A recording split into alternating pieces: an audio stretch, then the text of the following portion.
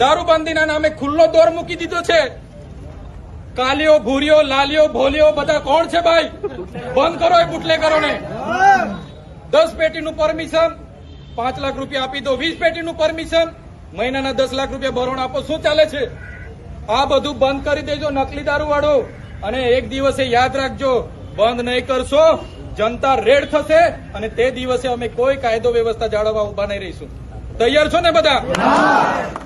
અહીંયા આંકડા જુગાર, અમે અહીંયા સાયકલો પકડી, અહીંના પીઆઈ આવ્યા, એમને કીધું આ સાયકલો બાળકીઓની છે, સરસ્વતી સાધના યોજનાની, બધી વેચી મારી। નિહાળવાળાએ શું કાર્યવાહી કરી? કઈ નહીં। અહીંયા કેવડિયામાં પેલા યુવાનો માટે આપણે પરમિશન માંગ્યું તો પરમિશન નહીં આપ્યું। શું ભાઈ આદિવાસીઓ નક્સલી છે? આપણે નક્સલી છે ભાઈ? સંવિધાનમાં અમારા અધિકારો છે। અમારી રજૂઆત જિલ્લા વડાને કરવા માટે અમે આવ્યા છે। અમે કોઈનું ખોટું નથી કર્યું, એટલે આવી રીતના બીજી વાર અમારી સાથે હેરાનગતિ નહીં થવી જોઈએ।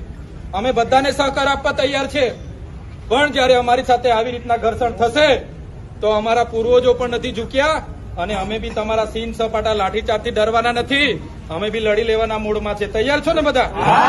કાર્યક્રમ અહીંયા આપણે પૂર્ણ કરીએ છીએ। બધા જ સાથી મિત્રો જે પણ જ્યાંથી પણ આવ્યા છે, તમારા પ્રશ્નોની રજૂઆત અમે કરી દીધી છે। 5 દિવસની અંદર નિરાકરણ નહીં આવશે તો આજે ભલે આપણે તમે 1000 જણ છો, તે દિવસે 10 જણને લઈને આવજો, 10,000 ભેગા થઈશું અને ન્યાય માગીશું। તૈયાર છો ને? એટલે આજે કાર્યક્રમ પૂર્ણ થાય છે। બધા પોતપોતાની રીતે રજૂઆતો હતી કે નર્મદા જિલ્લાના તમામ તાલુકાઓમાં ટીડીઓની સૂચનાથી જે કર્મચારીઓ બીજેપી સભ્ય ઝુંબેશ જે ચલાવી રહ્યા છે એને અટકાવો। તો એ રજૂઆતને ધ્યાને રાખીને તમે અમને કીધું કે તમે જાતે આવો, તો તમારી સાથે આજે અમે આવ્યા અને તમારી રજૂઆતને લઈને કલેક્ટર સાહેબ, ડીડીઓ સાહેબ, એસપી સાહેબ અને ડીઆરડીના નિયામક શ્રી અને 5 તાલુકાના ટીડીઓ શ્રીની ઉપસ્થિતિમાં અમે ચર્ચાઓ કરી। અમે 6 આગેવાન અંદર જઈને ત્યારે એમને આપણે બધા પુરાવા પણ રજૂ કર્યા।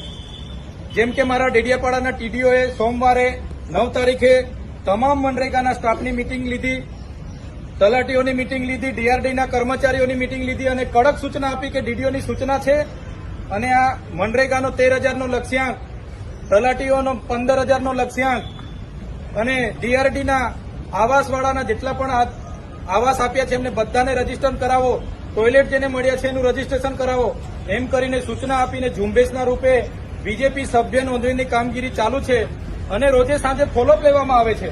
ત્યારે એના વિરોધમાં આપણે બધા આજે ભેગા થયા। આપણે શાંતિપૂર્વક જ રજૂઆત કરવા માટે અહીંયા આવતા હતા। હું પણ તમારા લોકો ચૂંટાયેલો પ્રતિનિધિ છું। મારા અધિકારો, સંવિધાને આપેલા અધિકારો હું પોતે સારી રીતે જાણું છું। આપણે બધા વેલ ગ્રેજ્યુએટ લોકો છે, છતાંય પોલીસ દ્વારા ગેટ બંધ કરી દેવામાં આવે છે, દરવાજા બંધ કરી દેવામાં આવે છે, કલેક્ટર સાહેબ નથી એવી ખોટો ભ્રમ ફેલાવવામાં આવે છે।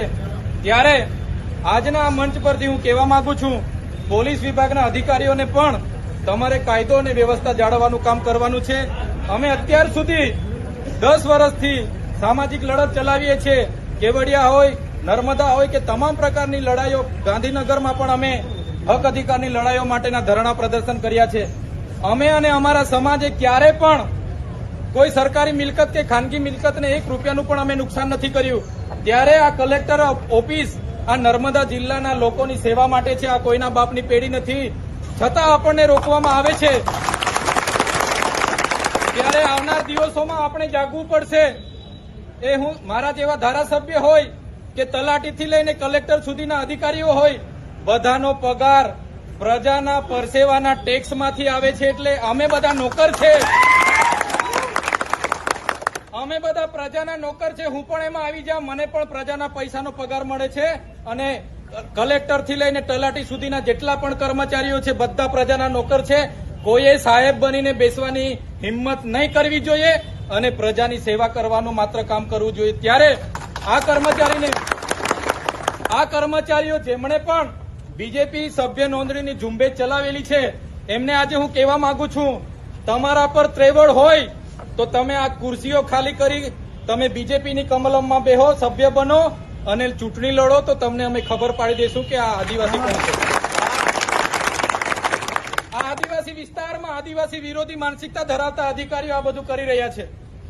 જો 5 દિવસની અંદર આ લોકો પર જો કાયદેસરની કાર્યવાહી નહીં થશે તો દિન 5 પછી આ કલેક્ટર કચેરી હોય, એસપી કચેરી હોય કે જિલ્લા પંચાયત હોય, બધાનો ઘેરાવો આદિવાસી સમાજ અહીંયા આવીને કરશે.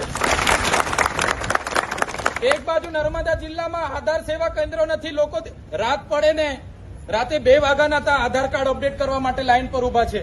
કેવાયસી માટે બાળકોને લઈને લાઈન પર ઉભા છે. રેશન કાર્ડનું સર્વર નથી ચાલતું. આયુષ્માન કાર્ડના સર્વર નથી ચાલતા. અમારા ડેડિયાપાડામાં સબ ડિસ્ટ્રિક્ટ હેલ્થ સેન્ટર છે, ત્યાં એક્સરે જેવું મશીન પણ નથી ચાલતું. અને આ લોકોને સભ્ય નોંધણીમાં બધા કર્મચારીઓને મૂક્યા છે. ત્યારે